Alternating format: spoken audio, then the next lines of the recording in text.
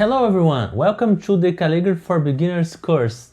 To summarize this course in just a few words, here you will learn calligraphy from scratch on the iPad. You will receive an exclusive calligraphy brush to help you throughout the course. And what you learn here can also be used for calligraphy off the iPad with paper and pen. Ready?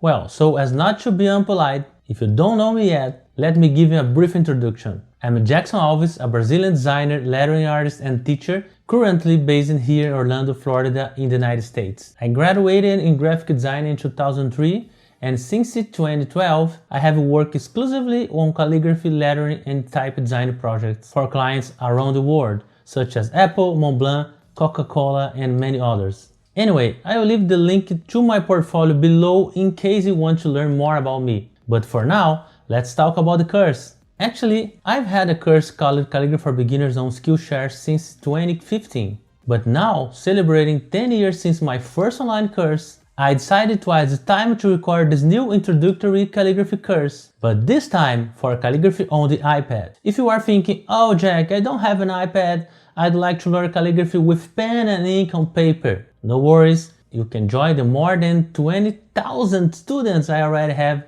on Skillshare, or follow the many tips I share on this topic here on my YouTube channel. By the way, you can also follow this course on Skillshare. I will leave a link below this video so you can enjoy 1 month of Skillshare for free. And this way, you can also take my other courses. From the first one, which teaches you how to do calligraphy using a handmade pen that you learn to create yourself, to other styles such as italics, brush script and Gothic letter. The link is below the video just before the comments, so be sure to check it out. Oh, don't forget to subscribe to this channel, give it a like and turn on the notification to help me reach more people with this free content. And maybe you ask, why calligraphy on the iPad, Jack? So, because Apple has been refining both the iPad and Apple Pencil, and Procreate has also been improving its tool. And now, with the launch of the latest iPad and the new Apple Pencil Pro, the experience is even more impressive. By the way, did you know that I was one of the artists who created the logo for the Apple event that launched the Apple Pencil Pro? And everything was created with 100% calligraphic strokes on the iPad. Check it out. Anyway, getting back to the main topic, telling the truth, I must admit I used to have a certain prejudice against doing calligraphy on iPad. But now, the experience is really good. I have been creating my own calligraphic brushes for Procreate and you will actually get one of them to use for this course. I'll talk more about that in a moment. So, what are you going to learn here, Jack? Well, calligraphy is an art of persistence that requires dedication and practice. There's no point in me coming here and teaching the most beautiful styles to those who have no experience whatsoever. So in this course, you are going to learn an introductory style called Foundational Hand. It's a wonderful style because it teaches the basic but essential movements of this art. And as you improve in this style, you'll have an easier time learning others, such as Gothic letters, italic letters, and even Roman capitals. I believe the great thing about calligraphy is that I can offer tips, but there's no magic formula. To develop your skills, you need to spend time practicing. But what's fun about calligraphy is precisely the process. Practice ends up being a sort of therapy. You enjoy the process and it's very rewarding when you start wrapping the rewards of every little stroke you make. So let's go! Let's begin our journey into this ancient and amazing art. Come with me!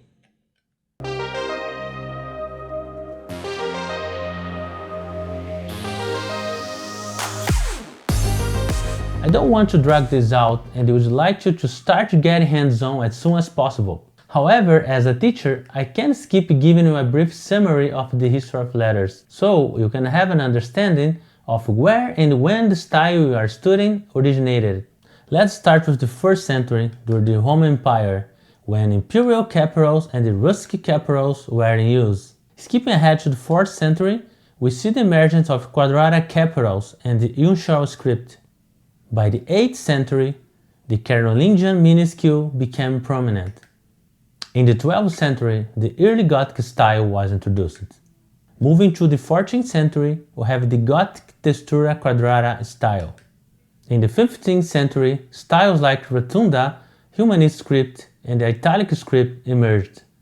in the 16th century, one of my favorite styles appeared, the Gothic fracture. By the 18th century, with the introduction of the pointed nib pen, we see the rise of the elegant copperplate script. Finally, in the 20th century, we have the foundational hand, a style created specifically to teach calligraphy, and last but not least, the famous brush script. Wow, that was a really quick journey through the centuries and a super condensed summary of the history of the calligraphy. But that's okay, you can learn more by doing your own research online or by reading books like The Art of Calligraphy by David Harris or Calligraphy, a complete guide by Julian Chazal. You don't have to write down the titles, I have included the links to these books below the video. Next up, let's talk about the workspace and tools we will use.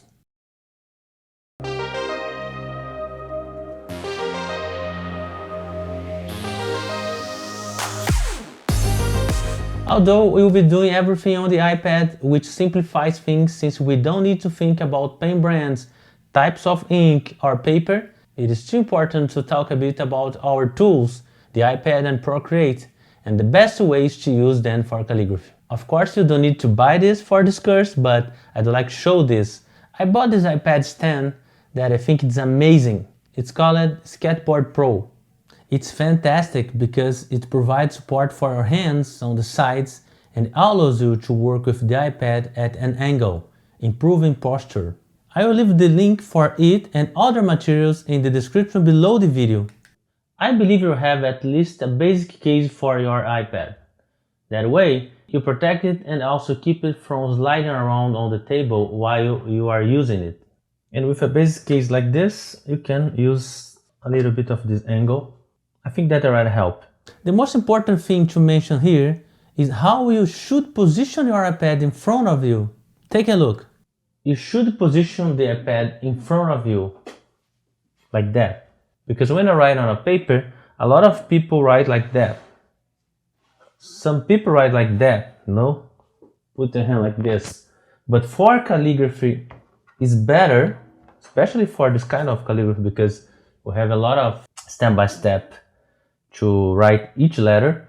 So it's better put the iPad in front of you, because you can notice if you put the iPad like that, when you try to write a vertical line, it's possible that instead of write a vertical, you probably do something like that. And when you see that, it's kind of italic, it's not a vertical line, you know? And that's why in calligraphy, we prefer to keep the paper, or in this case the iPad, in front of you. It's better because if you see the lines in front of you, it's easier to understand if this is a vertical or a kind of slant line, kind of italic.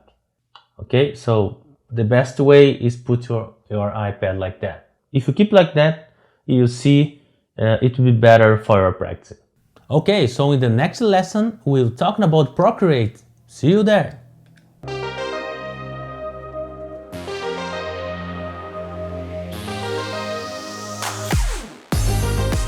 Okay, since this isn't a Procreate course, I will only cover the tools we use for calligraphy, especially the custom calligraphy brush I created, which you will receive to use on this course. Let's start by talking about this brush, how to download it, and how to style it on your iPad and your Procreate.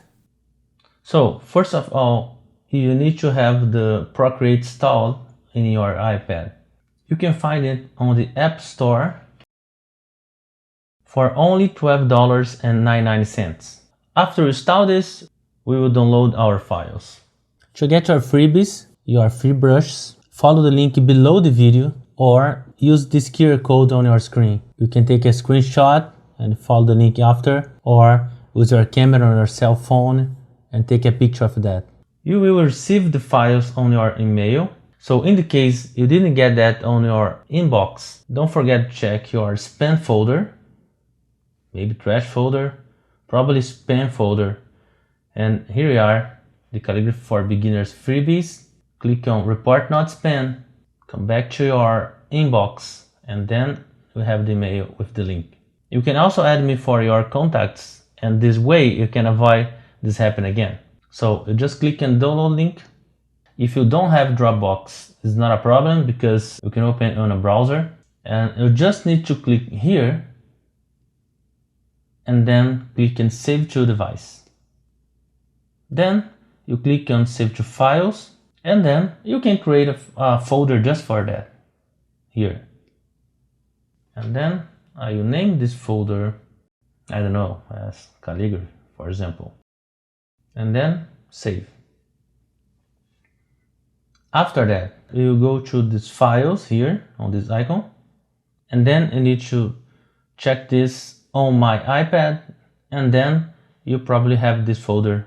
I just create calligraphy, and here we are, our freebies, our files.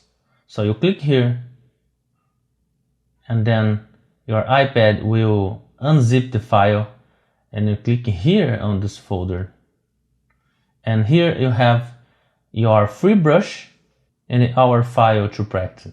So you can see, like here in Procreate, when for example create a new file, I don't know, screen size for example, and here you have the brush, and here you have the style of the brush, you know, like for example for sketching you can see here the pencil brushes or inking brushes or drawing brushes and everything. You will not have this because this is all the brushes I create, but you have something common like this: sketching, inking, drawing, calligraphy, basic calligraphy, for example, like that. Okay, so when you click in your files and when you click here, JA free flat brush, the Procreate already will import this, and then this will appear here on the top, Jackson Alves free flat brush, and here the calligraphy brush we will use on this course. Okay, back to the files, you can click here on foundation on hand. That is our file to practicing. So click here, and then we'll open here in the gallery. Here we go, foundation on hand 300. You click here, and then this is our file to our class. Okay, so in this file you can see here the layers, and then you can see, for example, this layer is a layer just with the texture. You can see the texture of the paper here. Okay, just to like you have the paper, right? And here, if you click here and expand this this folder, this group, you can see, for example, here is the step by step.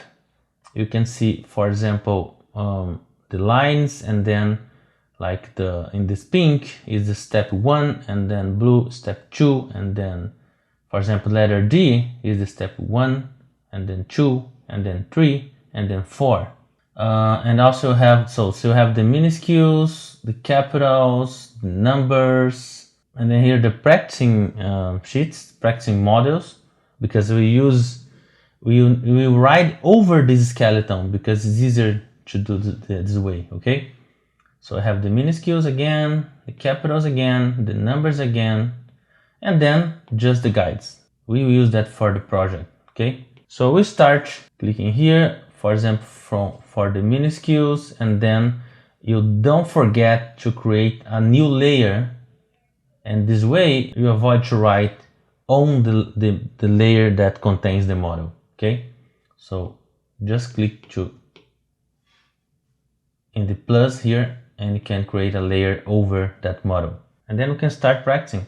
You can start, for example, with just the guides, create a new layer, and then click in the brush. You click in here and Jackson Alves free flat brush. There is only this brush here. You click here and you can check the size.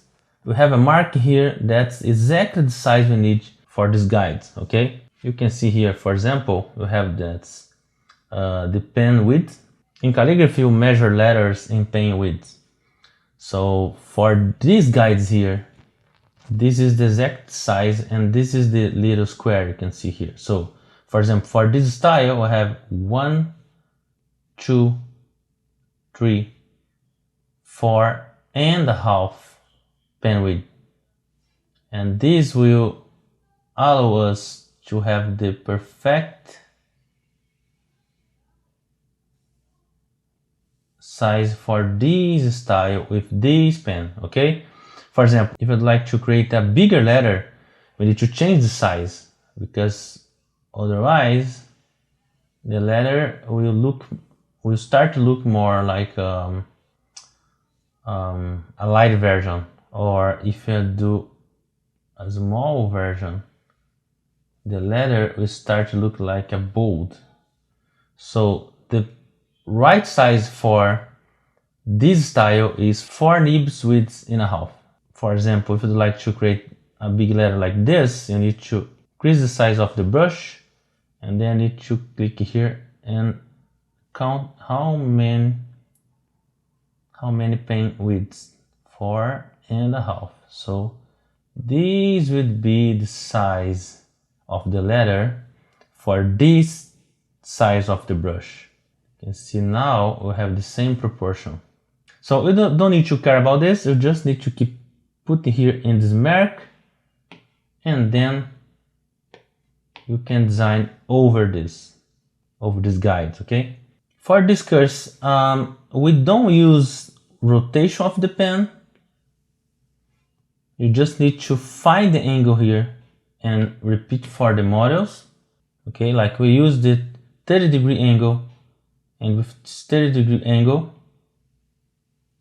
we start to design our letters. But let me show first how to use your Apple Pencil with this brush to reach this angle in the case, for example, have an old iPad model. Let me show you. Okay, so this is an old iPad Pro. This is the second generation of iPad Pro. It's 12.9 inch. It's from 2017. And this is the first generation of the Apple Pencil. And you can use the brushes here, but the difference is like when you take the brush and when you try to find the angle to use it, you can see that there is no pencil hover. You can't see the preview on the screen, so it doesn't matter if you put the pencil over the screen like that. So the only way to know if you use the right angle, for example, I'd like to use 45 degree. So you need first to touch the screen like this. Oh, I was in 45 degree. But I don't know, try to 30 degrees. So, okay, this is not 30 degrees. So you need to rotate your hand like this, you know. You can't rotate the pencil because this is not the Apple Pencil Pro. So you need to rotate, you need to hold the pen like this, and you need to rotate your hand. So the angle depends on this little tilt of the pen, and the angle change your hand like that. So for example, if I try to use, I don't know, like 90 degrees, so I need to rotate my hand like this and click on the screen to see. So I have this 9 degree, and to have the 0 degree, I need to rotate my hand like this. Like this. So here is something like 0 degree. Okay. So that's the only problem with this model. You can see the preview. So you need to touch the screen. Okay, 45 degree. Yeah, like that. So I keep this angle. And then I can come here and so, for example, design my letter. And also, it's possible to rotate the angle while you are creating the stroke, but you need to rotate your hand. So, for example, if I like to start an angle like that, and then in the final part of the stroke, I'd like to rotate, like start here, and I need to rotate the pen to finish like that. So you need to start like that, and when you're going down, you need to keep rotating your hand like that. So this way you can start an angle like that and finish with another angle like that. Like the letter F and fractal, for example, you need to start something like this, and then rotate your hand like this, and define the stroke, and you come back your hand like that. So it's harder than rotating inside your fingers, but it's possible. And rotate your hand like that. Okay, so it's possible, but you need to understand that to reach the rotation feature, you need to rotate your hand, not your pen. That's the difference. Okay, actually, this is the latest model of the iPad Pro. This is iPad Pro 13 from 2024, and this is the latest model of the Apple Pencil, the Apple Pencil Pro. But before this model, I had 2022 iPad Pro, the 60th generation, and the second generation of the Apple Pencils. From this latest model, the Apple Pencil Pro, to the second generation of the Apple Pencil, is that, for example, from this another iPad, the old model, and this first generation of the Apple Pencil, remember we don't have the preview on screen, but on the second generation of the Apple Pencil, you already have this preview here. You can see on the screen, for example, the nib of your pen, of your brush, right? But on the second generation of the Apple Pencil, you don't have the rotation.